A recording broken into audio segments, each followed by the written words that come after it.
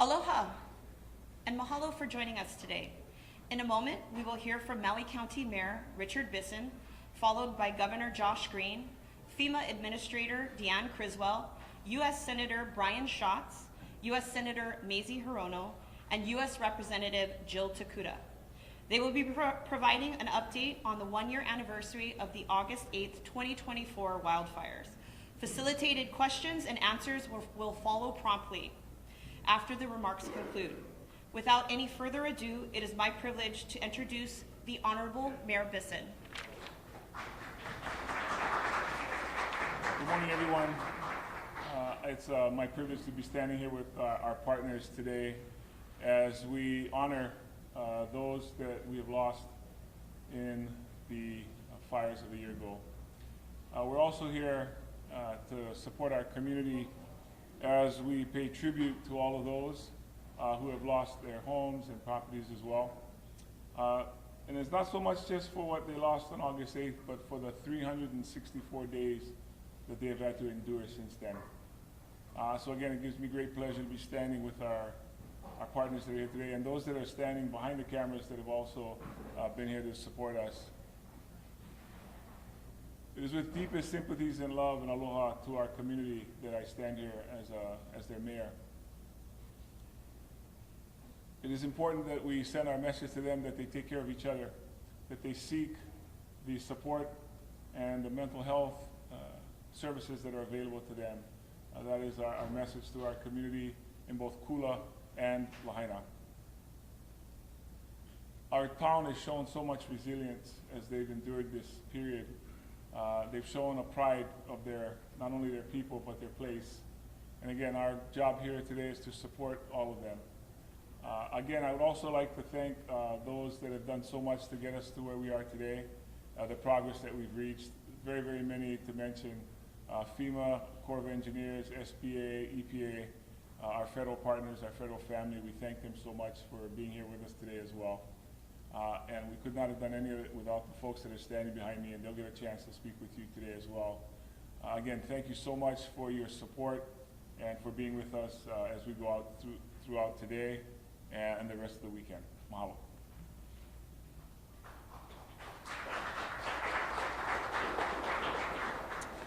Mahalo, Mayor Bisson. Up next, the Honorable Governor Josh Green.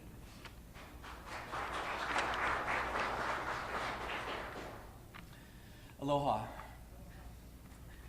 We stand here with you today remembering the tragedy of 1 year ago. Today we're remembering the 102 loved ones we lost, the many injured, those who lost their homes. We are grieving for them still. And I want to just commend everyone on their strength, the strength that the mayor was able to give the community in this year, and all the people that are standing here today, just like the mayor expressed. We've come so far, but people have to still heal, and we know that that healing is going to take so long.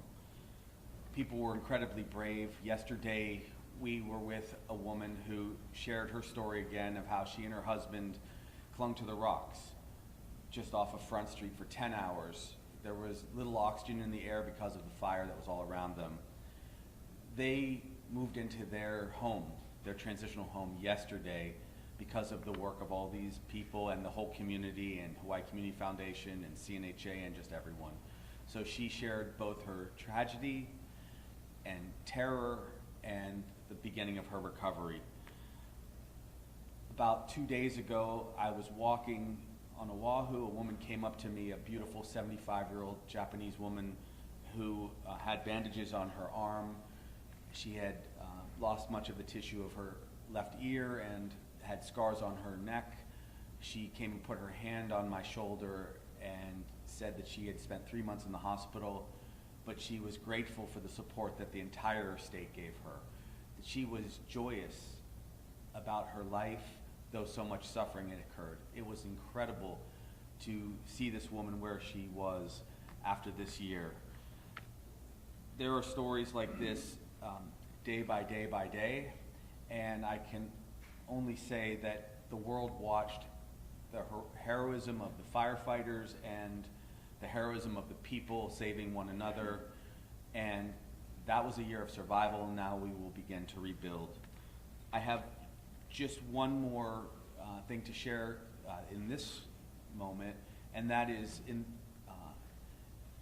the spirit of honoring those that we lost.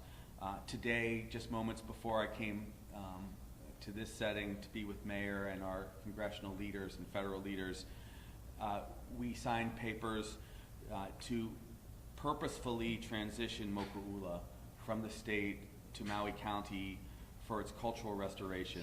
This transition to restore those sacred lands so that the people of Lahaina can work with the mayor to make that the Pico of recovery and to honor the 102 people we lost.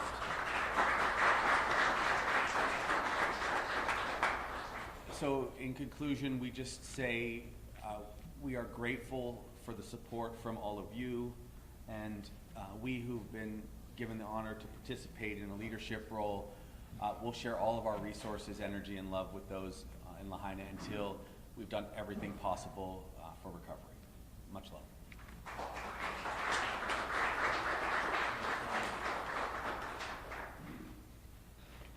Mahalo, Governor Green. Up next, FEMA Administrator Chiswell.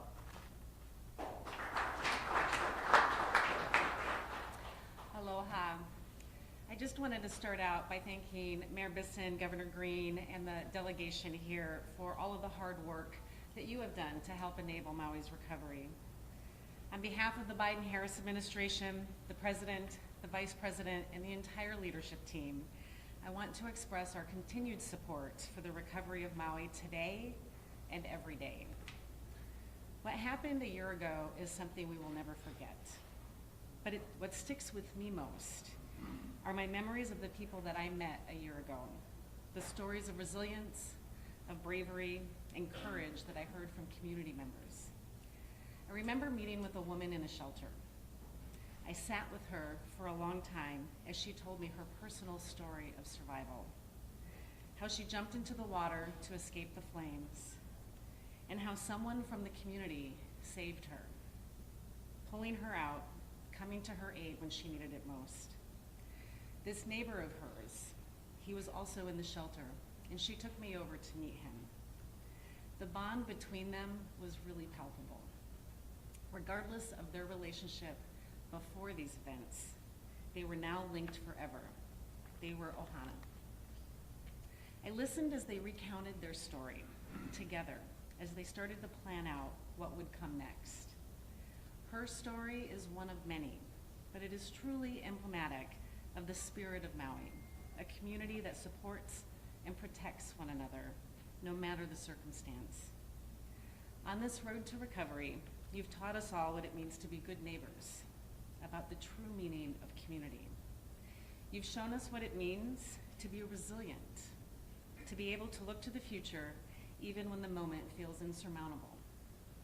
It's this spirit of perseverance, this commitment to resilience, that I saw again yesterday, 1 year later, as I visited the King Kamehameha Temporary Elementary School. Our children are sometimes more resilient than we are. I saw this resilience walking around the campus yesterday on their first day of school. I saw young kids ready to start a new day, their first day of classes. Students who just a year ago had their world turned upside down, but were now just excited to see their friends and their teachers.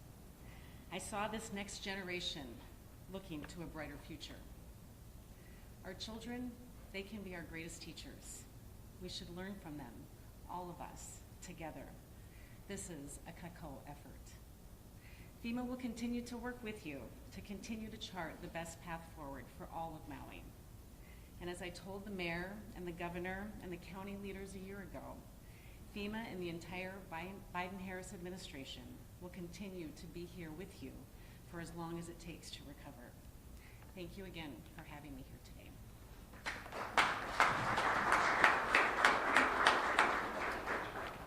Mahalo, Administrator Chiswell. Up next, Honorable U.S. Senator Brian Shotz. Aloha. As we mark 1 year since the devastating fires that burned down this beautiful, vibrant, and storied town, I'm reminded of what a survivor told me in the days immediately after. I asked him, "How are you doing?" And he responded, "I lost everything, but I'm alive. I lost everything, but I'm alive." Nothing could have prepared people for the horrors they experienced that day 12 months ago. They lost family and friends, homes and schools, entire neighborhoods and communities, all gone in an instant. And yet, even amid all that panic and chaos, so many people's first instinct was to put others before themselves. Their first thought was, how can I help? Using garden hoses to fight the fires, running into burning buildings to rescue elderly neighbors, putting other people's kids on their shoulders and carrying them to safety.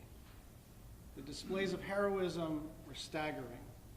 The kindness and generosity have continued in the months ahead, even as survivors continue to grieve losses and confront uncertainties of their own. It's been a year of what ifs and what's next. And people are understandably worried, they're anxious, and they are exhausted. But it's also true that we've come a long way. Debris removal is running ahead of schedule. Water and wastewater services have been restored. The first few homes are beginning to be rebuilt. And kids are in school learning again at the temporary campus for King Kamehameha III elementary school that opened in 95 days.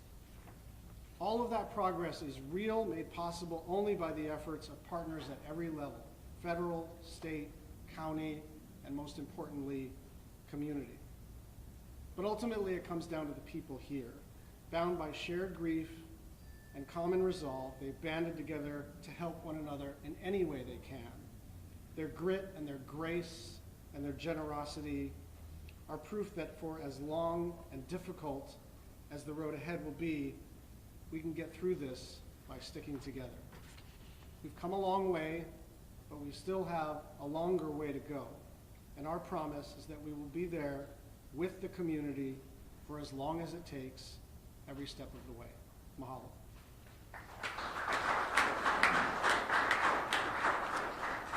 Mahalo, Senator Shotz. Up next, the Honorable U.S. Senator Mazie Hirono. Aloha, everyone. I'm really grateful to stand here with my colleagues, with the governor, with the mayor, with Administrator Griswold, of course my colleagues from the House and the Senate. It's been 1 year. And this community, this island has suffered tremendous losses. And in the midst of the trauma and the chaos, what emerged were kindnesses. Like the teacher who opened her home to people who needed a place to stay. The resilience of a father I talked to who was so concerned about education for his kids. And the woman who packed everything into a backpack that she had, and she didn't let go of that backpack. All these stories that we've heard bring tears to our eyes. Governor, that woman who survived that came up to you to say she was alive and grateful. These are the stories of resilience that you hear from all of us. But another word that applies now is hope. Like the King Kamehameha Elementary School that was built in short order, that gave hope to the hundreds of kids who could go back to school. The hope of the houses, temporary as they may be, where people can now get out of the hotel rooms and the other places that they were staying in. Literally thousands of survivors from this community who will now be able to live in temporary housing, and with the hope that there will be permanent housing for them. I'm very grateful with all of the kindnesses and the resilience that the world has seen. The people of this island, Lahaina and upcountry, have exemplified. And the world continues to watch how we are persevering, because some of you probably read the article in the New York Times about how the community is really hearing each other's voices as what I call the visioning process of how people will view the Lahaina going forward, bringing back some of the pre-plantation Lahaina is going to be a process that listens to the values and voices. And even as those were exemplified in the work that FEMA did, listening to the cultural advisors and the sensitivities that were shown. You know, when I talk with the FEMA people, they said they'd never experienced anything like this, where there was just such a recognition of the need to listen to the cultural advisors and the sensitivities that were shown, and they learned something from their continuing presence here. So it is all of us standing together. And today we received a letter from President Biden saying that he continues to be resolved in his support for the rebuilding of this community. And we all know when he came here with Joe Biden in the hot sun, as we all stood there and literally held our hands. So that is how we are going to go forward, standing strong together.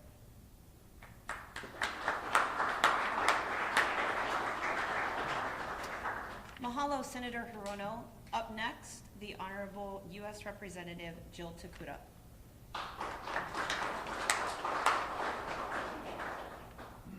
Aloha, everyone. Mayor, Governor, it has been quite a year. Quite a year. You know, it's a year that no one could ever have imagined, a year no one would wish on their worst enemy.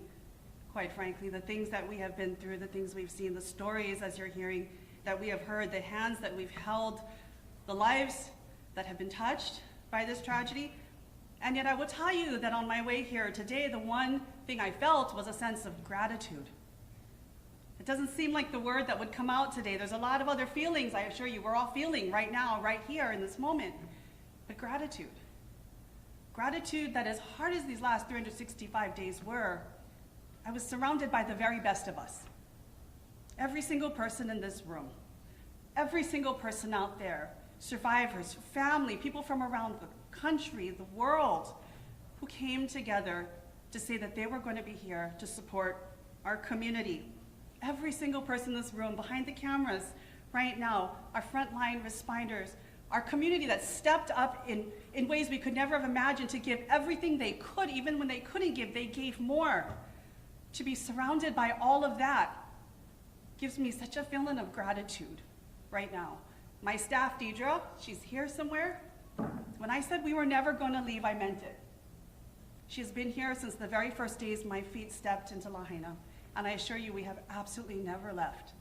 And because of that, I cannot help but feel right now so much gratitude for all of you and all the people who have made such contributions to this community, have supported them. And I know based on that, you will not leave us. We are not leaving you. As Senator Shotz said, we will be here every step of the way. That is our commitment to you. And I was thinking back to about a year ago when we started up our very first resource center there in Kihei. Some of you were there. It was absolutely chaotic. Hundreds and hundreds of people swarming in to get help from every federal agency, state agency, nonprofit we could. And I will always recall one interview I did. Chelsea Davis pulled me aside. I don't see her here today, but I'm sure she's somewhere on island. She pulled me on the side and asked me to just talk story with her. And she asked me one of the simplest questions I could ever get from media.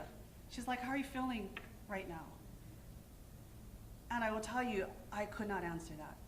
I was so choked up. I was so overwhelmed with everything that we're feeling, experiencing, that I could not answer in that moment, which is something that really stopped me because I felt so much. And I will tell you now, if she asked me that question today again, I know how I'd answer. That Maui, Lahaina, Kula, our people here are amongst the strongest people I had ever met. That in that moment of absolute tragedy, disaster, where everything was lost, where they were grateful for their lives, they were grateful. They were grateful, they were strong, they were helping neighbors, they were showing true aloha. They are the strongest people you will ever meet. And in that moment, I wish I had told her that I was surrounded by the strongest people that were inspiring me to continue going. But I will tell you this, even the strongest should never walk alone. And they will not walk alone. What you see before you here, what you see out there amongst you, we will continue to walk with them. We will be with them. You know, today is a very heavy day for a lot of us, filled with a lot of emotions and memories that we take back over the past 365 days. And I know sometimes for even many of you and for many of us, it can feel very lonely. Like the weight of the shoulder and expectations and demands and all that we want to do to support our community, from their mental health to their physical health to rebuilding everything, it can feel immensely lonely. But I ask you to remember this: you are never alone. You are never alone. Even right now as we stand here, there are 102 angels looking down on us right now, supporting us, lifting us up, guiding us in what we do. And in that way, I am so grateful for this moment. And so as we take the time to go through the next 2 days, I would ask even all of you here, so many who are on the front lines continuing to work day in and day out, I ask that you would pause. At some point during this time together, pause and listen and feel and hear. And you will see that you are in fact not alone. That the 102 angels that we lost and so many affected, they are looking down on us and supporting us. They are amongst you right now. When President Biden was here, I remember some of the last words I said was that we will be tested. Our spirit will be tested. Our aloha will definitely struggle through this process, but aloha always wins. Look around, my friends. Aloha's won. Thank you.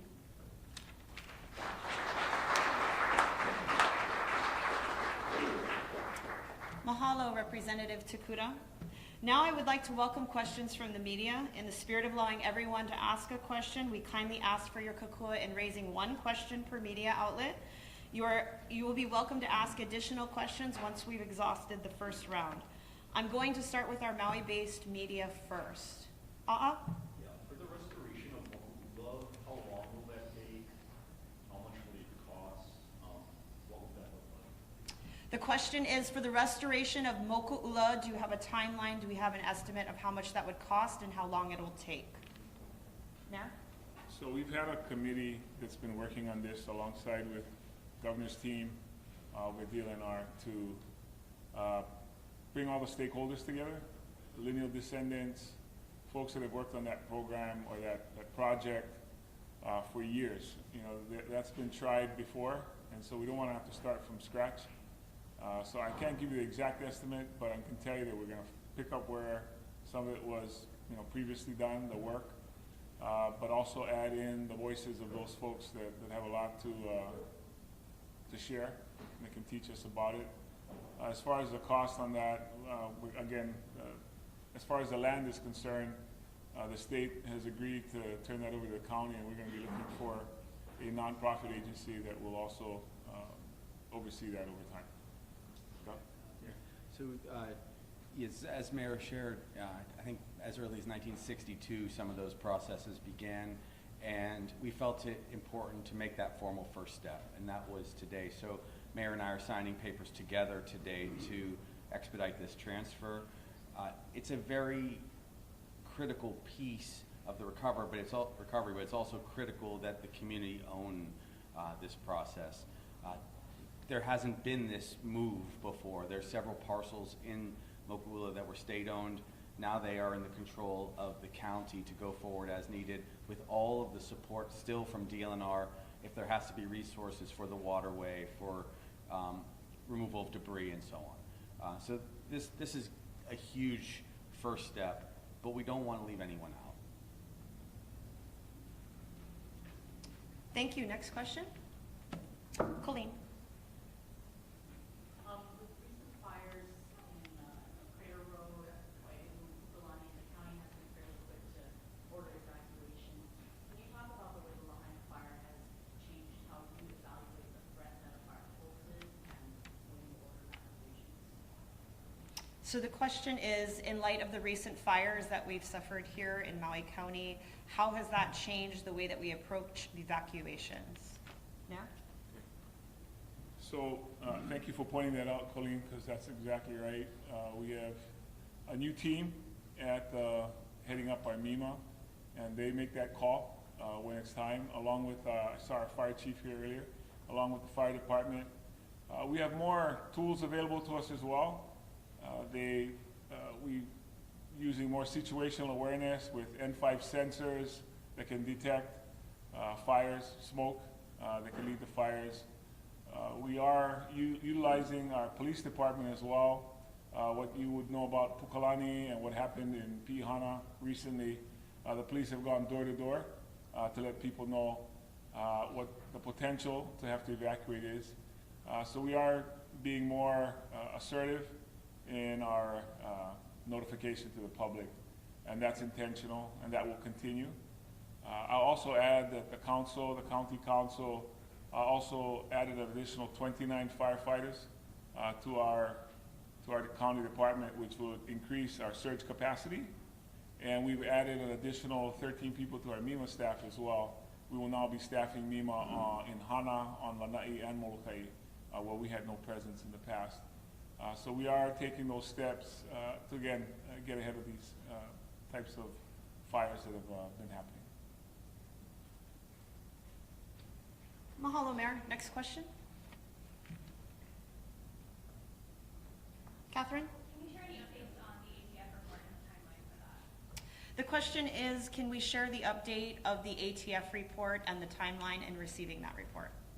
Mayor? So what I want to point out is the ATF report was commissioned by the fire department here on Maui, and that the fire department asked them to help us determine the cause and origin of the fire. That was their main, they did not do the report, they did that portion of it. And the fire department, it's not complete, although their portion needed to take into account the statements from the fire department or the firefighters. And that's the portion that we're waiting on. And when that's done, we are eager to share that with all of you. Thank you, Mayor. Next question. Mahealani? Mayor, you've been briefed on that ATF report. To the best of your knowledge, what caused the fire? The question is, Mayor, have you been briefed on that ATF report, and do you know what caused the fire? A lot of the information that's going to be in that report has already been reported out by the public, by video, by the media. But I'm not going to get ahead of that. I'm going to wait until the report has been formalized and that the fire department, has had a chance to put that in their after action report. Again, it's a portion of the report that we're putting out, so I'm not able to answer that right now. Thank you. Next question. Dash? Yeah, that's what the surrounding area. There's the key coming in at the school. There's a hotel that continues to stand. What do you envision? You say it's going to be the people of that area, the surrounding area. Is it going to be open space? Will the school be rebuilt? What about that existing hotel, a memorial park? What do you envision for it? The question is, what is the vision of Moku'ula going forward? Thank you for that, Dash. The way we envisioned it, because we don't own all those parcels, as you point out, is it will be phased. So this will be the first phase to establish Moku'ula. I don't imagine that the school, as we've talked about with a lot of people publicly, could ever be rebuilt that close to the shoreline. It was one of the reasons that we rapidly built a temporary school with the incredible help of the president and FEMA. What we will be looking to do is to see if people would be willing to also trade lands or allow us to, if they would purchase them and give them a space somewhere near, but not right in Moku'ula. Moku'ula is sacred, and there were a few things that became very clear in the aftermath of the fire. One was Moku'ula was sacred, and we had to honor the Hawaiian people and water rights. Another thing that became very clear that the community spoke out about was the housing question, as you know, and that's why the mayor and others, the county and us, have been fighting to restore housing back to the people. Those are like the two large signature spoken needs from the community. I defer to the mayor for more details he may have. He has a lot more conversations with the community about what he would like ultimately Moku'ula to look like. Yeah, I would just say, I think everything's on the table, and there are a lot of layers to this question, Howard D. Again, the folks that have worked on this project before, have a lot of information to share about how ultimately that, not just Moku'ula, but Mokuhinia, how that whole area will come to be. The school is actually in an inundation zone, And so that's a concern that I think parents would have to have it relocated there or rebuilt there. But there are many other, I guess, areas around. You're going to hear the word, and people have used it, cultural corridor. That term has came up in the legislature.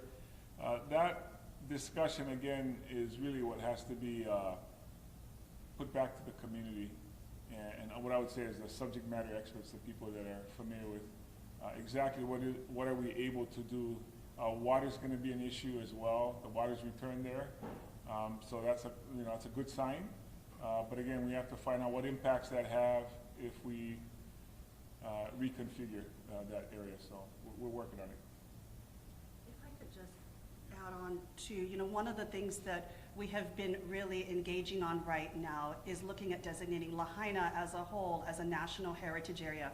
I think some of you know there are 62 right now across the country. There is none in Hawaii that has this designation. It does not impact private development rights or even public development rights. What it does is it says that this part of an area has cultural, historical significance, ecological significance even, and to me, what better place to start in Hawaii in terms of a heritage area than Lahaina, which has so much rich history even before contact.